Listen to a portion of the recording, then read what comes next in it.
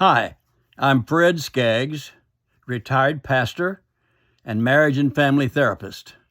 Welcome.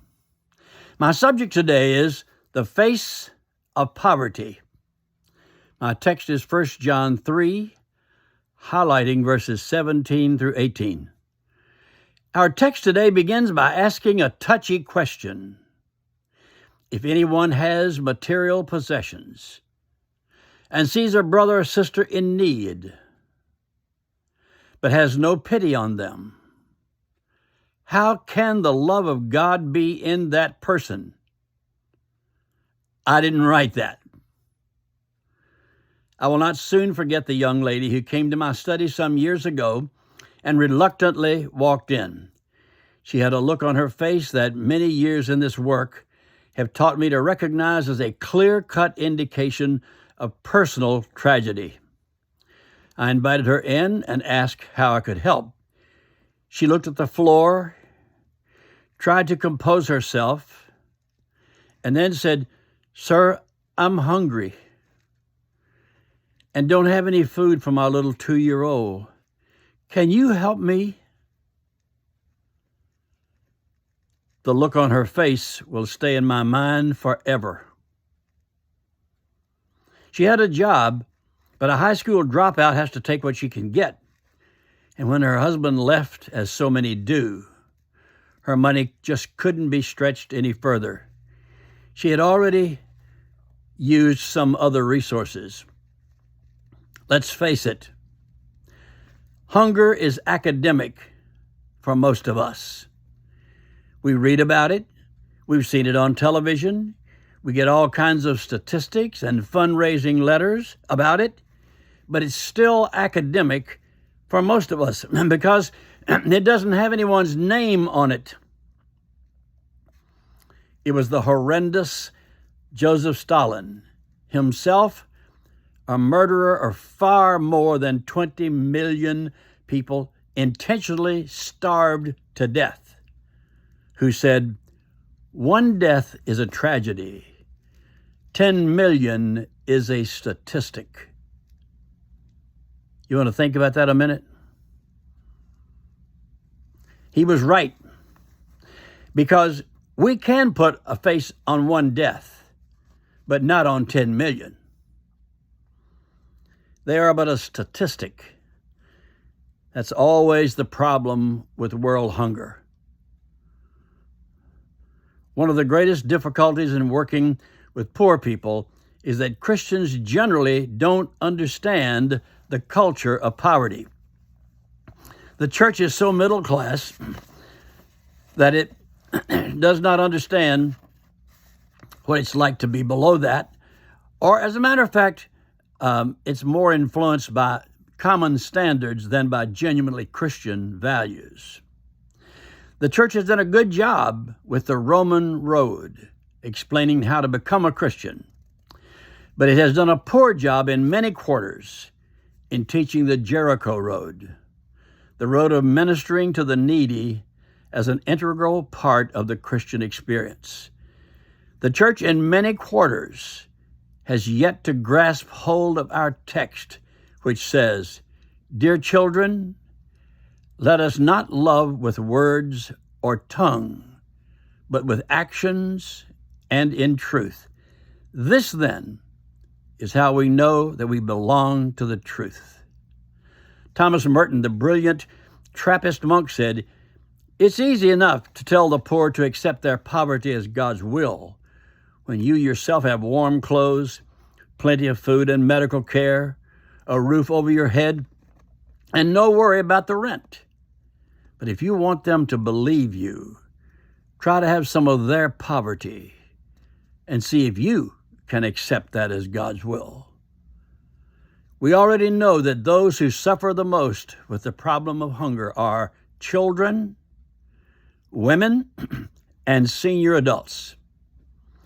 Children are the largest single group below the poverty line, and they pay the highest price in terms of scarcity of provisions.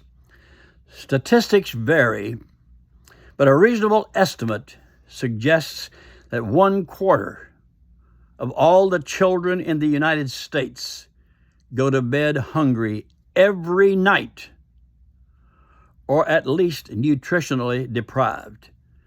16 million children in the United States struggle for food every day. Think of it.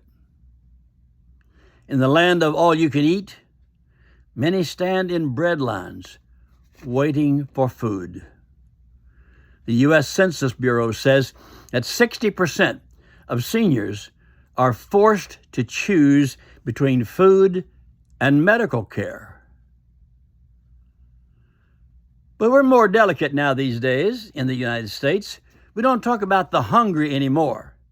We call them food insecure. It was in 2007 when the Department of Agriculture dropped the word hunger from its annual report, and you never see it again. I guess that's supposed to make us feel better about it. I guess children don't die from hunger now. They die from being food insecure.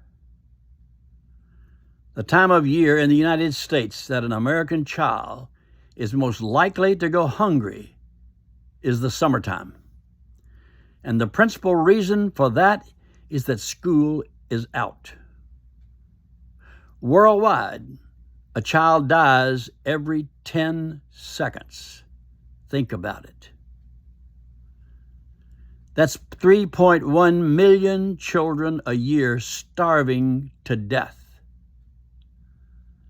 No war, no famine, no pandemic, no earthquake, no flood, or any other natural disaster has ever claimed the lives of 58,000 children in 1 week. But malnutrition does it every week, 52 weeks a year. Does that bother you? Well, remember, these are just statistics. They don't have faces, so that they don't keep us awake at night. When we tell the story of children, we're also telling the stories of adults, usually women, who, despite full-time jobs, struggle to feed their children, most without husbands, who are just as ashamed as you would be if your children were hungry and looking for you to do something about it. We're also telling the story of senior citizens who must make choices between paying for food or prescriptions, medication or medical care, between paying for food and paying for utilities, paying for food or paying their rent. We need to put a face on these people we've been talking about. It changes the whole picture. Long ago, the French writer François Rabelais said, "Hungry bellies have no ears." He was absolutely right. They don't learn about math, they don't learn about computers, they don't learn about history, and they don't learn about Jesus when they're too hungry to hear. But I guess those things can wait.